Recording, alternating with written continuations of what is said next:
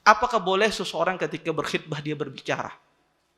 Mengajak bicara kepada wanita yang ingin dia nikahi. Para ulama sepakat, boleh seseorang laki-laki ketika dia sedang berkhitbah atau mau menadhar seorang wanita, diizinkan berbincang pada saat itu, tidak ada masalah. Berbincang ketika nazar itu diperbolehkan. Para ulama sepakat.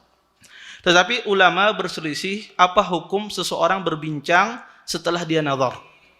Dengan entah itu dengan dia menelpon, ya, ketika dia nazar, kemudian setelah itu dia menelpon.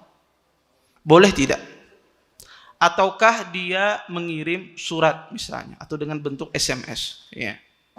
Boleh apa tidak demikian? Para ulama, ya, ahlul ilm, ya, mereka mengatakan bahwasanya seorang wanita ketika dinazar kemudian sudah dikhitbah, diterima khitbahnya, maka, ya, dan ini pendapat Syekh Utsaimin rahimahullah, maka beliau memandang tidak boleh diajak berbicara. Walaupun sudah dikhitbah, diterima khitbahnya, ya, selama dia masih belum akad, tidak boleh diajak berbicara.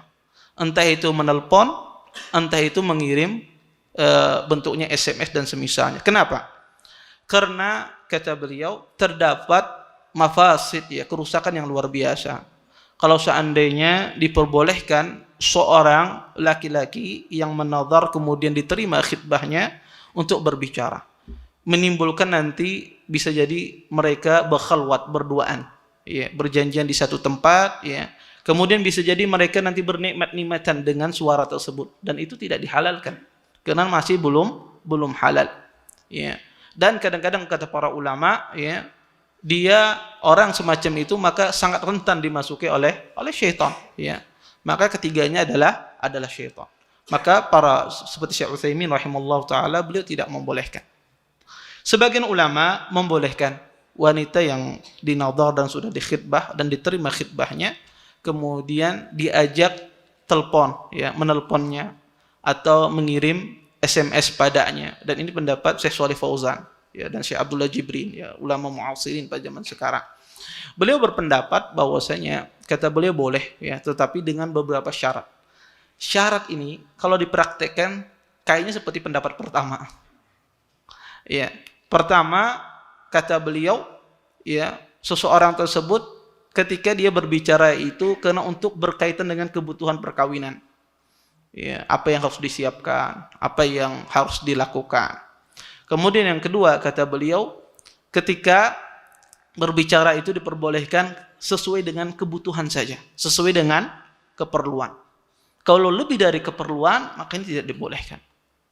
Kemudian yang ketiga, harus sepengetahuan walinya wanita tersebut. Harus sepengetahuan walinya wanita tersebut. Kemudian yang keempat kata beliau, ya, ketika tidak ada wasilah yang lain, ya, untuk membicarakan sesuatu yang penting terhadap masa pernikahan kecuali dengan telepon atau dengan SMS. Kalau seandainya dia memungkinkan mengutus saudarinya atau mengutus keluarganya yang perempuan berbicara, maka harus, tidak boleh pakai telepon, tidak boleh ngirim surat, ya. Maka sebetulnya ini tidak ada bedanya dengan pendapat yang pertama tadi, ya. Maka ini sebetulnya beliau membolehkan dalam keadaan apa? Dalam keadaan darurat, ya, seseorang, ya, bertanya tentang sesuatu, ya, karena dia tidak memungkinkan mengutus keluarganya, mungkin jauh, ya. Kemudian tidak ada wasilah lain kecuali dengan apa? Dengan menelpon.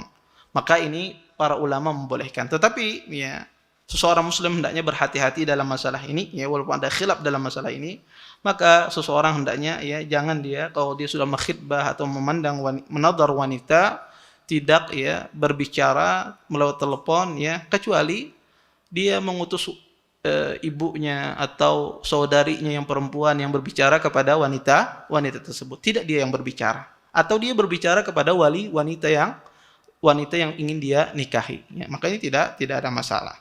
Taib. Terima kasih. Jazakumullah khairan wa barakallahu fikum.